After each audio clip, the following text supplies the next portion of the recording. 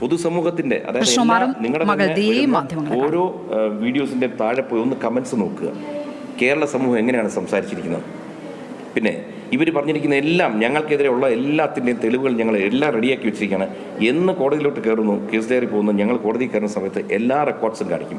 Tax എന്നൊക്കെ പറഞ്ഞാൽ അതായിരുന്നു ഏതാനും ദിവസം പറഞ്ഞിട്ടുള്ളത്. നമ്മൾ ടാക്സ് അടയ്ക്കാതിരുന്നാൽ കേരളത്തിലല്ല ഇന്ത്യയിൽ എവിടെയെങ്കിലും ഒരു സ്ഥാപനം മുന്നോട്ട് കൊണ്ടുപോകാൻ പറ്റുമോ? നോട്ടീസ് കിട്ടും. അപ്പോൾ ഈ ടാക്സ് അപ്ഡേറ്റ് ചെയ്ത റെസീറ്റ്സ് ഉൾപ്പെടെ നമ്മുടെ എല്ലാ തെളിവുകളുമായിട്ട് നമ്മൾ കോടതിയിലോട്ട് പോകും. നിങ്ങൾ ഇതുവരെ തന്ന സഹകരണം തുടർന്നും ഞങ്ങൾക്ക് ഉണ്ടാവണം. കാരണം വെച്ച് കഴിഞ്ഞാൽ ആദ്യ ഏതാനും മണിക്കൂറുകളിൽ ഞാനും എൻ്റെ മകളും എൻ്റെ കുടുംബവും വെറും കള്ളന്മാരായിപ്പോയി, സമൂഹത്തിന് മുമ്പിൽ വെറും കള്ളന്മാരായിപ്പോയി.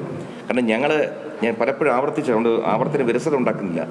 ഒരിടത്തും ഞങ്ങൾക്കെതിരെ ഒരു കേസുമില്ല, ഒന്നുമില്ല. ഇന്നേ വരെ മോശമായിട്ട് പ്രവർത്തിച്ചതിലോ സംസാരിച്ചതോ ആദ്യമായിട്ടാണ് ഇങ്ങനൊരു അനുഭവം. അങ്ങനെ ഞങ്ങളുടെ വിഷമ സമയത്ത് ഞങ്ങളെ സഹായിച്ച പത്രമാധ്യമ മീഡിയ രംഗത്തെ എല്ലാ സൗകര്യങ്ങൾക്കും ഒപ്പം പൊതു മക്കൾക്കും അതായത് കേരളത്തിലെ പൊതുസമൂഹത്തിനോടും ഞങ്ങൾ എന്നും കടപ്പെട്ടിരിക്കും. നന്ദി പറയുകയാണ്.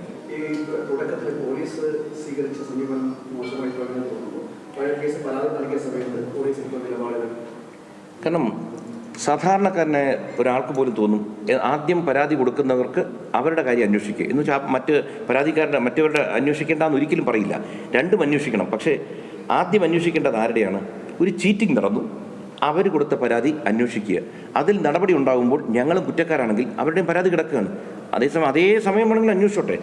അതിന് പകരം എന്ത് പറ്റിയെന്ന് വെച്ചാൽ കുറ്റം ചെയ്തവരുടെ പരാതിയുടെ പുറത്ത് അന്വേഷണം നടത്തി പെട്ടെന്ന് നടപടിയിലോട്ട് പോയി. എഫ്ഐആറിൽ ഇട്ട വകുപ്പുകൾ എന്താണെന്ന് നിങ്ങൾക്കും അറിയാം. ജയിലിടിഞ്ഞാൽ വെളി വരത്തില്ല. അപ്പോൾ ഇതിനകത്ത് മറ്റെന്തൊക്കെയോ താല്പര്യം പോലെ തോന്നി. ഞാനതുകൊണ്ട് വളരെ താഴ്മയോടെ ഇതിനകത്ത് ഏതെങ്കിലും രാഷ്ട്രീയക്കാർ ഇടപെട്ടിട്ടുണ്ടെങ്കിൽ നിങ്ങളൊന്ന് മനസ്സിലാക്കുക.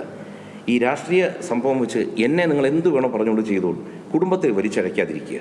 പിന്നെ ഈ ഇലക്ഷൻ വരുന്നത് കൊണ്ട് ഇയാളെ എന്തെങ്കിലും ചെയ്യാമെന്ന് അങ്ങനെ ഒരു തോന്നലുണ്ടെങ്കിൽ ഈ ഇലക്ഷൻ നിൽക്കാൻ ഒരിക്കലും താല്പര്യം കാണിച്ചിട്ടില്ലാത്തൊരു വ്യക്തിയാണ് കൃഷ്ണകുമാർ. പാർട്ടിയിൽ വന്നു. ഞാൻ ജീവിക്കുന്നതും എൻ്റെ ഓഫീസും എൻ്റെ പ്രവർത്തന മേഖലയുമായി വട്ടിയൂർക്കാവിൽ എനിക്ക് ഇലക്ഷൻ നിൽക്കണമെന്ന് എൻ്റെ പാർട്ടിയോട് പറഞ്ഞാൽ എനിക്ക് ആ നിമിഷം അടിച്ചു തരും. പക്ഷേ എൻ്റെ അടുത്ത് പാർട്ടി പറഞ്ഞെന്താ, നിങ്ങൾ സെൻട്രലിൽ പോയി നിൽക്കൂ, തിരുവനന്തപുരം.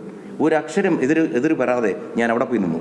വീണ്ടും തിരുവനന്തപുരം ലോക്സഭ ഇലക്ഷൻ വന്നപ്പോൾ എനിക്ക് തിരുവനന്തപുരം ചോദിച്ചാൽ തരും. എന്നോട് പറഞ്ഞു കൊല്ലത്ത് പോയി നിൽക്കാൻ. നിങ്ങൾക്കെല്ലാം അറിയാം ഞാൻ അവിടെ നിന്നാൽ അവിടെ ഒരിക്കലും ജയിക്കില്ലെന്നറിയാം. എന്നിട്ട് പാർട്ടി പറയുന്ന അനുസരിച്ച് ഞാൻ പോയി നിൽക്കുന്ന ഒരാളാണ്. അതുകൊണ്ട് എനിക്ക് ഇന്നടത്ത് നിൽക്കണമെന്നൊന്നും താല്പര്യമുള്ള ഒരാളല്ല.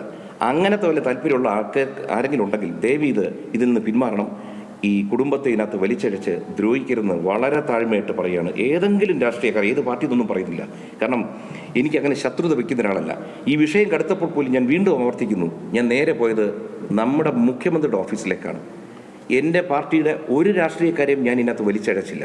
ഒരു രാഷ്ട്രീയ പ്രവർത്തകരും എൻ്റെ BJP പാർട്ടിയിൽ എല്ലാവരും വിളിച്ചപ്പോൾ ഞാൻ പറഞ്ഞു ഇടപെടേണ്ട, ഇതൊരു രാഷ്ട്രീയ വിഷയമാക്കരുത്, ഇതൊരു ചീറ്റിംഗ് കേസാണ്, ഞങ്ങളുടെ സ്ഥാപനത്തിൽ നടന്നതാണ്. അതുകൊണ്ട് ഒരിടത്തും ഞാൻ രാഷ്ട്രീയവൽക്കരിക്കാൻ ശ്രമിച്ചിട്ടില്ലായിരുന്നു. ഇനി അതുകൊണ്ട് ആരെങ്കിലും ഇതിനകത്ത് രാഷ്ട്രീയപരമായിട്ട് ഏതെങ്കിലും പാർട്ടിയിൽ നിന്നുണ്ടെങ്കിൽ ദയവ് ഞങ്ങളെ ഇതിനകത്ത് വീണ്ടും വലിച്ചിഴക്കരുത്.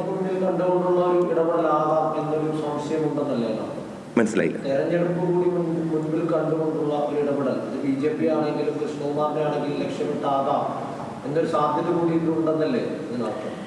കാരണം രാഷ്ട്രീയത്തിൽ ആര് എങ്ങനെ എവിടെന്ന്, കാരണം എല്ലാവർക്കും രാഷ്ട്രീയ മോഹങ്ങളുണ്ട്. അതുകൊണ്ടല്ലേ ആർക്ക് നേരെ വിരൽ ചൂണ്ടിയില്ലല്ലോ, ഒരു പാർട്ടിക്ക് നേരെ ചൂണ്ടില്ല.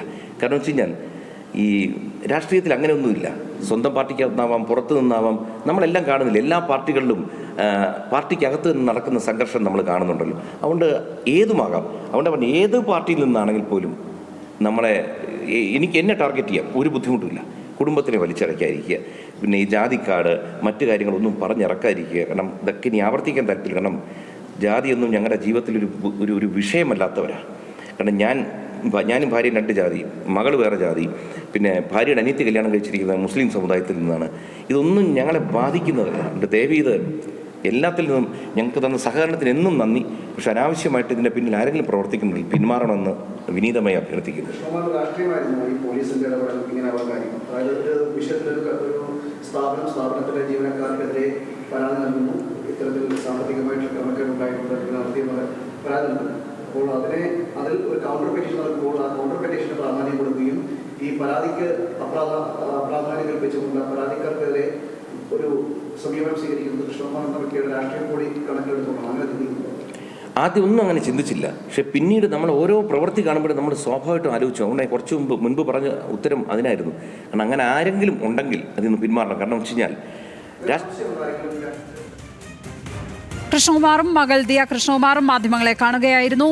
മാധ്യമങ്ങളും സമൂഹവും പൊതുസമൂഹവും നൽകിയ പിന്തുണയ്ക്ക് നന്ദി എന്നാണ് കൃഷ്ണകുമാർ പറയുന്നത്. ഇതിൽ രാഷ്ട്രീയമായി കാര്യങ്ങളെ വലിച്ചിഴക്കരുത് എന്ന അപേക്ഷയും അദ്ദേഹം മാധ്യമങ്ങൾക്ക് മുന്നിൽ എല്ലാവരോടുമായി പറയുന്നുണ്ട്. ഈ വിഷയം വന്നപ്പോൾ തന്നെ BJP നേതൃത്വത്തെ അല്ല ഇടപെടാൻ വേണ്ടി താൻ സമീപിച്ചത് മുഖ്യമന്ത്രിയുടെ ഓഫീസിലേക്കാണ് നേരെ പോയതെന്നും കൃഷ്ണകുമാർ പറയുന്നു.